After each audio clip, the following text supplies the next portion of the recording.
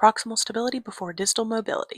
What does that mean? My name is Reagan. I'm a pediatric occupational therapist, and that phrase, proximal stability before distal mobility, was drilled into us in OT school. And I'm really happy it was because I use that quick reminder every single day. So let's break it down. Proximal means close to the body. Think close proximity. Distal is further away.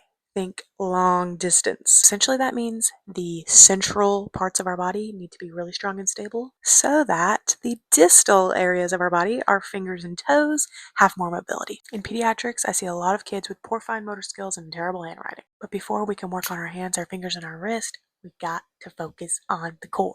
Think of it like building a house. We need a solid foundation before we can do the walls, the roof, the door, the decorations. We do a lot of fine motor activities. It's really fun. It's great. But it's even more important that we take a step back and focus on the core. When a child, or really any person, has a weak core, it's going to be significantly harder to sit upright and do those fine motor activities at the table without getting fatigued. That's why we start with core strength, trunk stability, before we move on to shoulders, arms, wrist, hand, and fingers. So when I recommend things like animal walks for handwriting and you think that doesn't make sense, it does. It does make sense. Proximal stability before distal mobility. With animal walks, we're working on our core strength, our shoulder stability, and also our arm, wrist, and fingers too. So when you remember proximal stability before distal mobility and look through that lens, it does make sense.